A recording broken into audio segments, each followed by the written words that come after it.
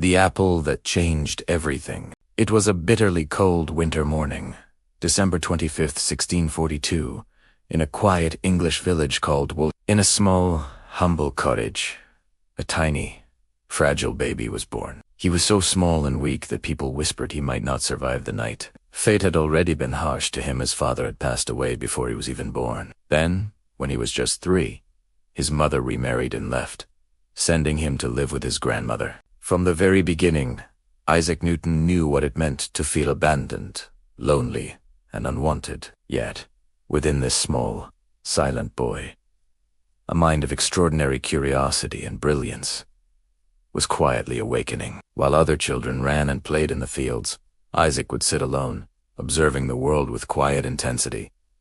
He wasn't just daydreaming, he was analyzing. He built tiny, intricate machines, miniature water wheels, and windmills that actually worked. He watched birds soar, water flow, and the wind turn the village mill. Though he rarely spoke, his mind was alive with questions. Why do objects fall straight down? How do things move? What makes the world work this way? School was not easy for Isaac. He was shy, introverted, and often bullied. One day, after a boy struck him, he made a silent vow. He would never fight back with his fists. Instead, he would fight with his mind, rising above everyone through learning and knowledge. From that day forward, Isaac devoted himself completely to study. He read every book he could find, not out of pride, but from a deep, desperate need to understand the world and to prove that even the smallest, loneliest boy could grasp the secrets of the universe. At the age of 18, Newton made his way to Cambridge University, one of the most prestigious universities in England. But life remained difficult. He was poor and had to work as a servitor, performing menial chores to pay for his studies. He swept floors, served meals, and cleaned for the wealthier students. Yet, even as he labored, his mind wandered far beyond the campus walls, soaring into the cosmos. He asked monumental questions. Why does the moon stay in orbit? How do the planets move? What is light really made of? The professors at Cambridge still taught ancient ideas, theories that were centuries old. But Isaac's mind refused to settle for old answers. He was searching for something new, something that could truly explain the universe he saw. Then, in 1665, England was struck by the Great Plague. Cambridge University closed its doors, and Newton was forced to return to the quiet isolation of Woolsthorpe Manor.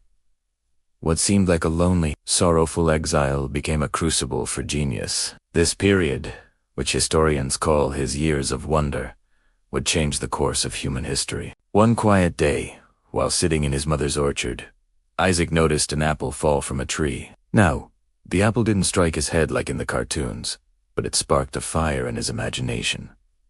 Why does it fall straight down? What unseen force pulls it? And then came the revolutionary leap.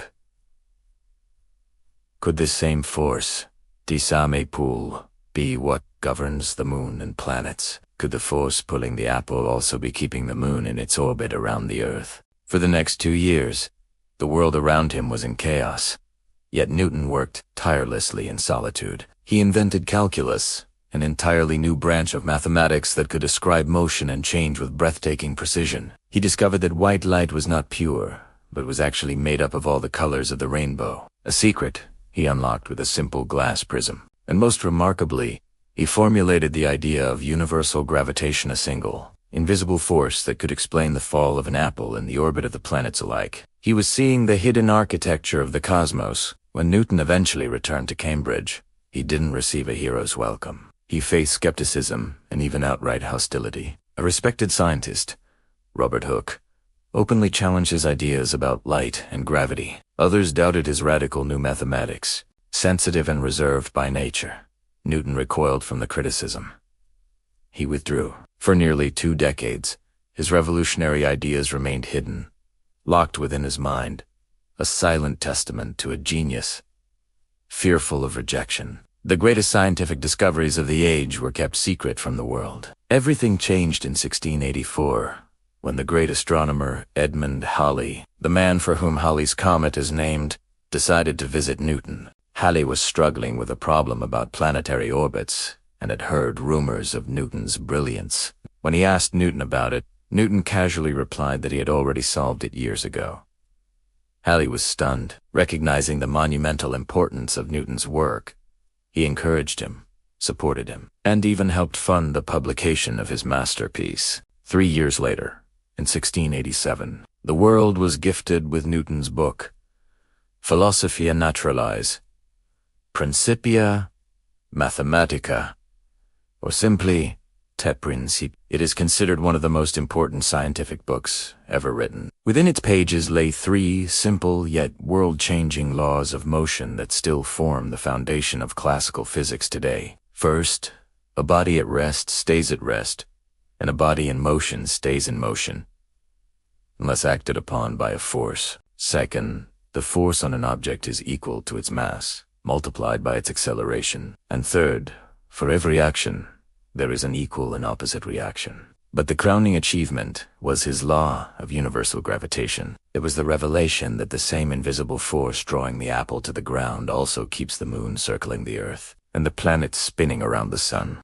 For the first time in human history, people could understand the mechanics of the cosmos, from the smallest fruit to the largest star, all described by a single, elegant mathematical law. The universe was no longer a mystery of the gods. It was a grand, predictable machine. Newton's fame spread across England and then the world. He became president of the Royal Society, master of the Royal Mint, where he reformed England's currency, and was eventually knighted by Queen Anne, becoming Sir Isaac Newton. Yet, despite his incredible success, his restless mind never ceased its searching. He explored alchemy, delved into ancient texts, and tried to decipher secret codes, always in pursuit of deeper truths about the world. On March 31st, 1727, Isaac Newton passed away in London at the age of 84. He was buried in Westminster Abbey, a rare and profound honor for a scientist, but his true legacy is discoveries. His vision of the universe remains eternal. Every child who wonders why an apple falls, every engineer designing a bridge, every scientist launching a spacecraft into the void, every student studying light, motion, or gravity, walks in the path that Newton illuminated for us all. Toward the end of his life, he humbly reflected on his achievements, saying, "I do not know what I may appear to the world, but to myself, I seem only like a boy playing on the seashore, finding a smoother pebble or a prettier shell than ordinary, while the great ocean of truth lay all undiscovered before me." From a fragile, abandoned child who felt unseen by the world, emerged a mind that saw the invisible forces shaping the entire universe. That child was Isaac Newton, the lonely boy who changed everything. Thank you so much for watching. If you enjoyed this journey into the life of a genius, please like, share, and subscribe for more stories that changed our world.